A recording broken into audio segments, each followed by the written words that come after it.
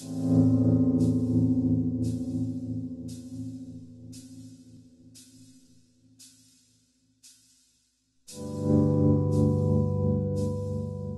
big part of our journey has been reading scripture and looking at the life of Jesus, who has inspired us to love the poor, love those who are not so loved in our society, and those who are pushed to the margins.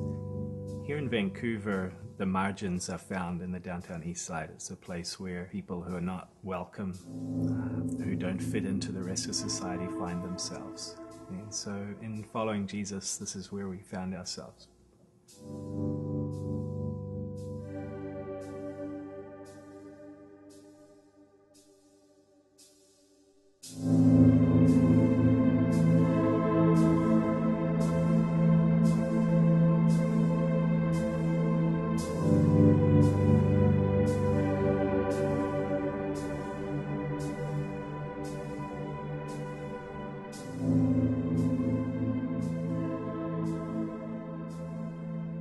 I'm not a bad person.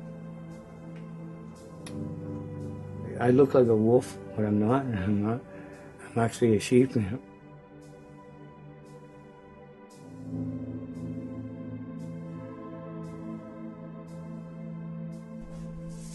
Hey, Susie. How are you, baby girl?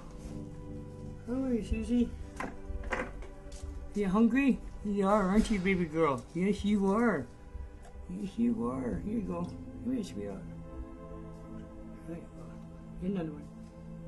My name is John Baird, a.k.a. Johnny Rotten, Black-Eyed Yoni. I was in prison when I was like 13 years old. Well, I was in adult prison when I was 16. I was in the penitentiary when I was 17. I just about killed a guy in there for putting my name on the blackboard for a visit, and I didn't have a visit. I stabbed him 3 times. I just about killed him. Like I've OD'd 3-4 times. I don't do dope. But when I did do dope, I'm a pig, right? I want to get high. I want to get to the moon, right? So, you know, I want to go to Mars. I mean, I want to go to the max, right?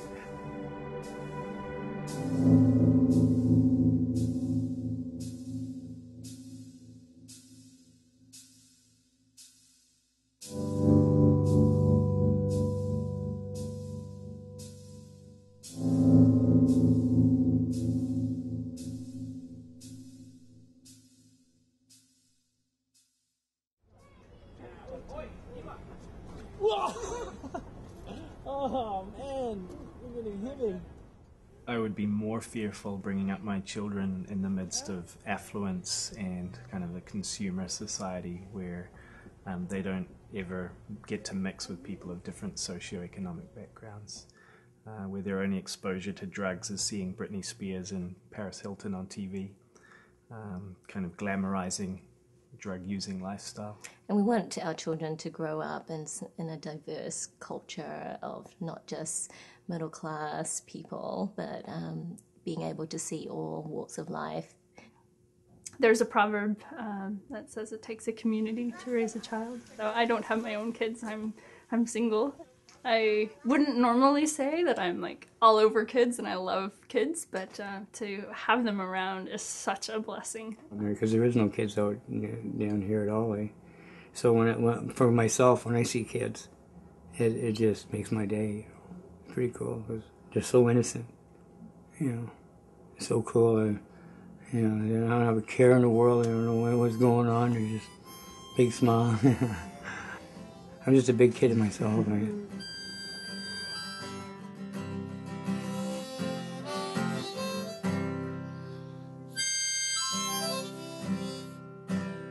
You walk down the street and people say, you know, kids on the block. Someone will shout it out, kids on the block.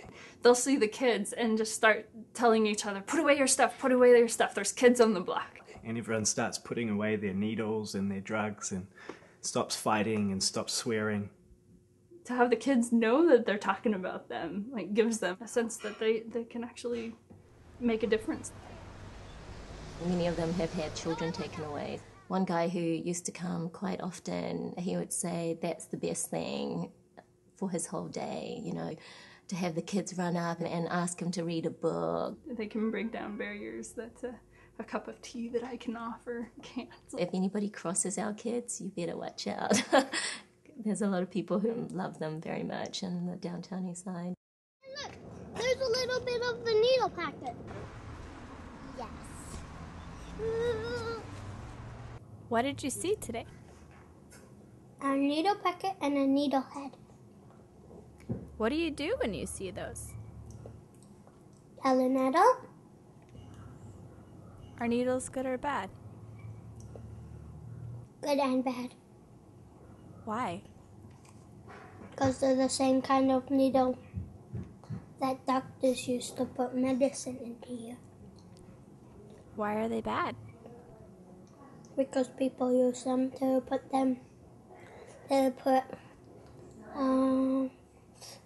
poison into them. I know why people drink and why people do drugs. I know that, right? To kill the pain, Why do people do drugs? Because it makes them think about other things than the bad thing. Boo. Hello.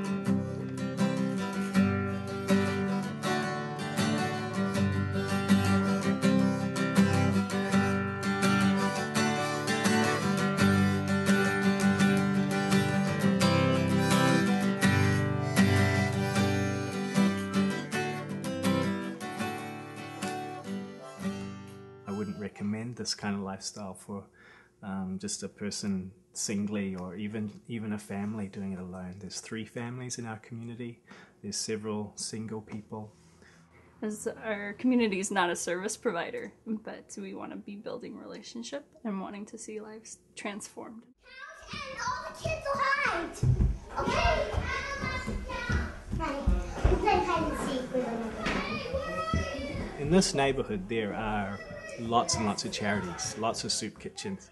You can eat every half an hour, and that's okay. But what it fosters is a kind of a taking mentality. But we want to really encourage a participation in a mutual relationship where we invite you into our lives and you invite us into your life. And our motto each night is cook too much food, invite too many people. So we never know how many people are going to come for dinner. But a lot of that food comes either from donations. We just hit up the local places that might have free food or expired food. And sometimes people just come and drop off food at our front door. We don't even know where it comes from. Hit up the local dumpsters from time to time. I haven't done that yet. Some of us do.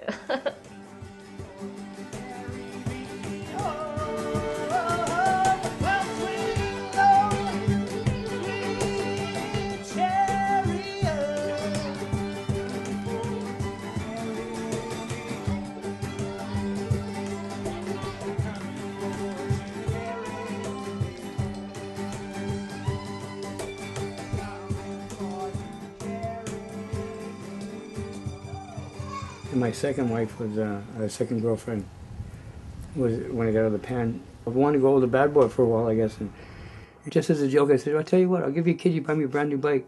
She said, okay. So I have a 21-year-old boy running around here somewhere. 5 days a week, I was the boss. When she went to work, I was Mr. Mom, right? It was pretty cool. The next time I seen him, he was like 12, 13 years old. I haven't seen him for like 10 years. And so I'm talking to him on the phone. I don't really know what to say. I wanted to die because I couldn't see my kid.